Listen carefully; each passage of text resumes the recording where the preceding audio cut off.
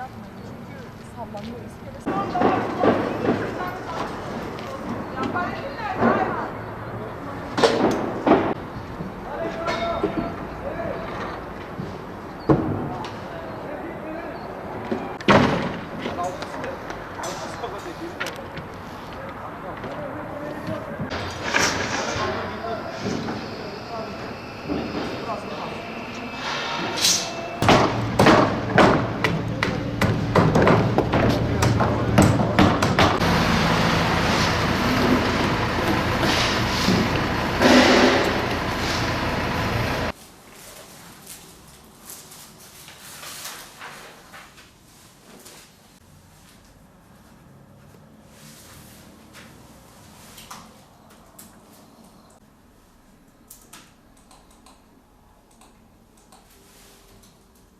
Bir önceki yılın muhasebesini yaptığımızda vahim bir tabloyla karşı karşıya kalıyoruz ne yazık ki her sene olduğu gibi. Yılın başlarında başlayan ölümler, kazalar yılın ortalarında sayı olarak artmakta.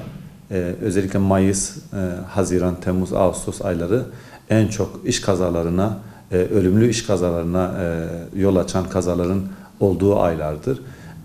2022 yılında da nitekim bu ülkemizde bu şekilde devam etti. Yılın ortalarında mevsimlik işçilerin yoğun çalıştığı dönemlerde ne yazık ki iş kazaları sayısında artış görmekteyiz. Ayrıca tersanelerde yeterli önlemlerin alınmaması, özellikle tersanelerde yeterli önlemlerin alınmaması sadece fiziki olarak iş kazalarında değil, yoğun çalışma temposunda ve ağır kimyasallara maruz kaldıkları için kalp krizleri ve mesleki hastalıklar nedeniyle hayatlarını kaybediyorlar. Yine madenlerde maalesef vahim bir tabloyla karşı karşıyayız tekrardan.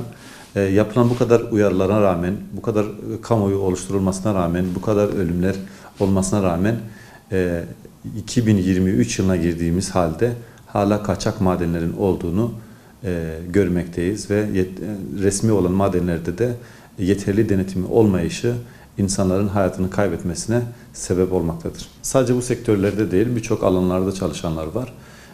Çalışanın kötü koşullarda iş hayatını sürdürmeye devam etmektedir. En basitinden bir tuvalet sorunu nedeniyle hayatını kaybeden bir vatandaşımız oldu. İş kazaları tarım, sanayi ve inşaatlarda özellikle ön plana çıkıyor.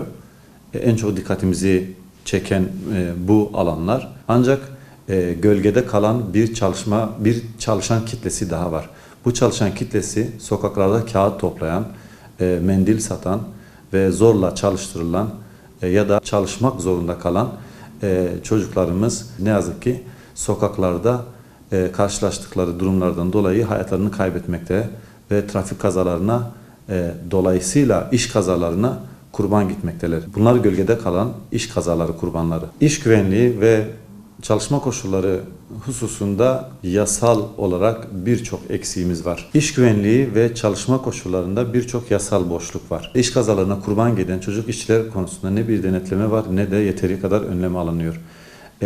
Tam aksine ne yazık ki yasal yollarla bu çalışma meşrulaştırılıyor. Çocuk işçi çalıştırması meşrulaştırılıyor. Örneğin yönetmeliklerle mesleki eğitim programları adı altında, kursiyerlik adı altında genç işçilerimiz ağır ve tehlikeli işlerde işçi olarak çalıştırılmakta. Kursiyerlik adı altında, staj adı altında ve buna göz yumulmakta.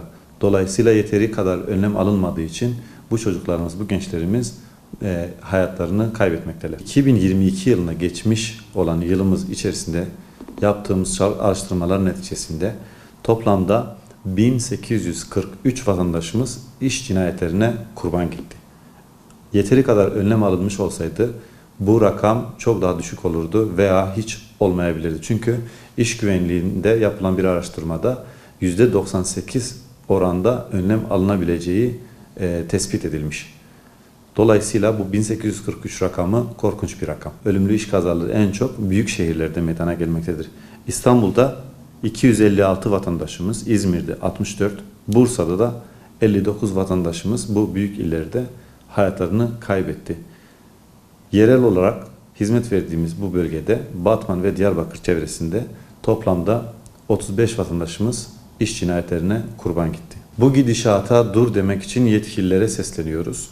Yasal boşluklar doldurulsun, yasal düzenlemeler yerine getirilsin, iş güvenliği uzmanları, ortak sağlık güvenlik birimleri yasal statü tanınsın, ücretlerini işverenden almasınlar ki yeteri kadar doğru bir denetleme yapsınlar, iş kazalarını önceden önlesinler.